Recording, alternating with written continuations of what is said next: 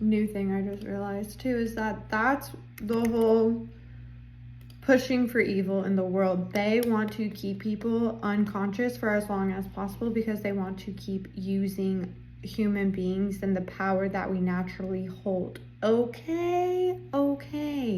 So, give the example.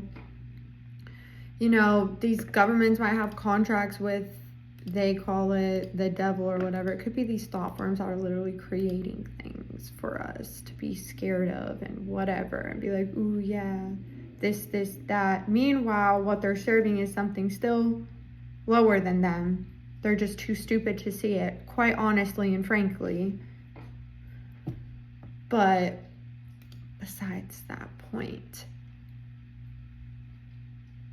these thought forms want to keep us unconscious for as long as possible, because if we're conscious, they can't use us. We are in conscious control. They could use us just to a much smaller extent, if an extent at all. But regardless, it's like, you know, if this thought form that's telling you, or this thought form exists of, let's give the archetype of being, archetype of being like the smartest person in the room.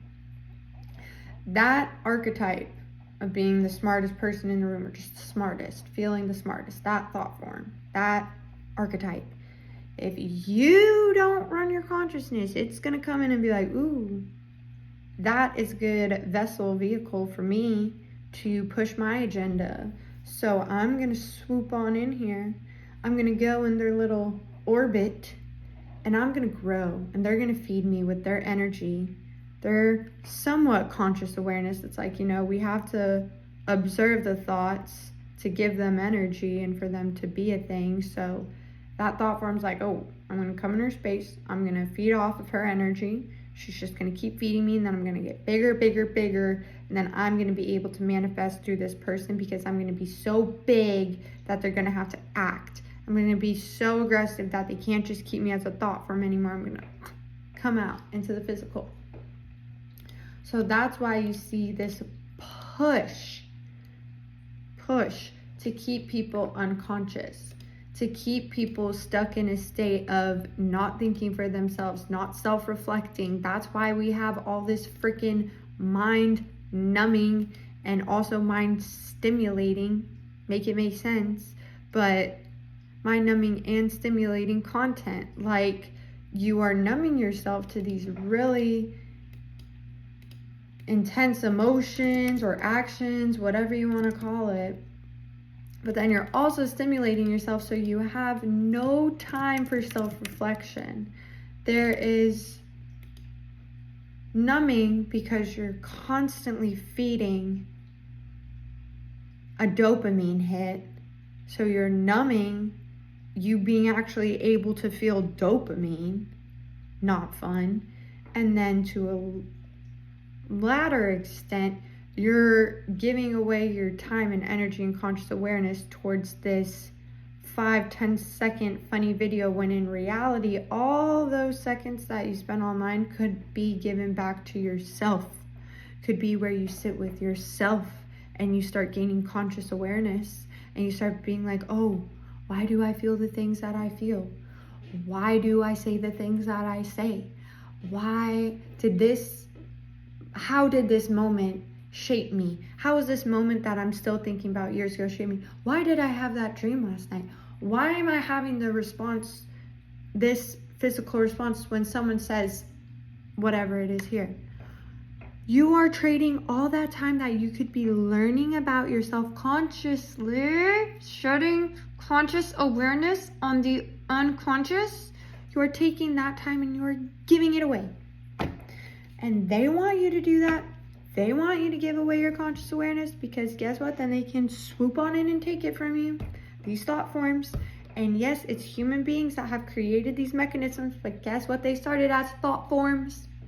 They started as thought forms to a human being, and then the human being was like, yeah, I can make an iPhone. Thought form was like, yeah, I can make Instagram. And then what happened? That thought form got fed, more energy, more attention, but finally manifested into the physical. And now it's like, oh, I can use this to keep people unconscious. So I'm going to do that. Y'all, wake up. And I'm not even saying this as like, I'm not trying to shame anyone. I'm not trying to make anyone feel bad. The frustration in my voice comes from internally myself and just being lied to for a whole life. Like I don't blame the individual person. I do if you're aware of this and you don't choose to do anything. Like if you know you should be practicing consciousness, and even still, I hardly blame them because it's difficult. And that's the thing too. That's where these thought forms get you, is they know that being conscious is difficult. They know life is difficult. That's why they also want to make it more difficult. Okay? They want to make it harder so that we don't want to be conscious and aware. Because if it were easy, yeah, everyone's going to want to be conscious. Everyone's going to want to be, soaking it all in and reflecting and being like, yeah, all that. So they don't want that. So yeah, this frustration in my voice is not towards other people, nor. It is towards literally just being screwed over.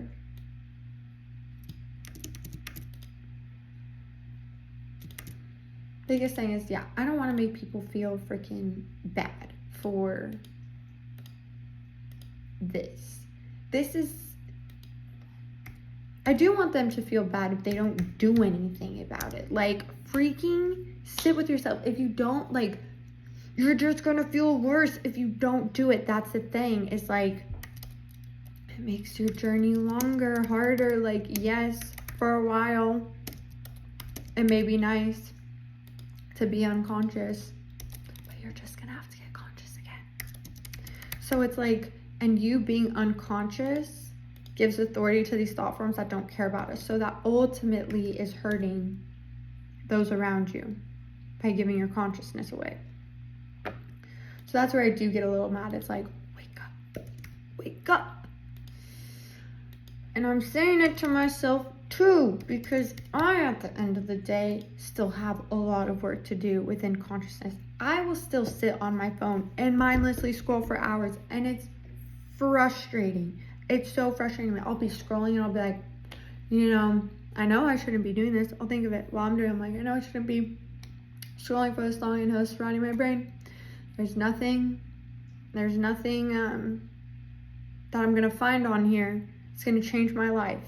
I mean, maybe a little bit will alter my perception, but it doesn't have to come through Instagram. Anything that's meant to change my life will come to me, regardless of what I do. I don't need to sit and scroll on Instagram for hours, but yet I do every day, because guess what? It's that short-term dopamine hit.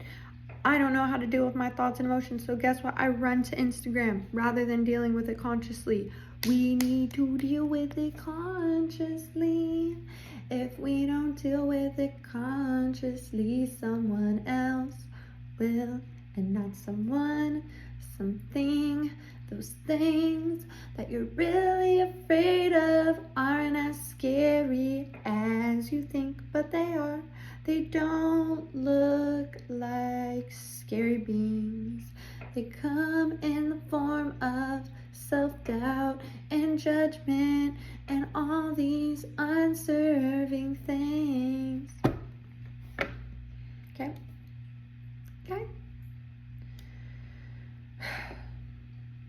All right, that's the end of that one.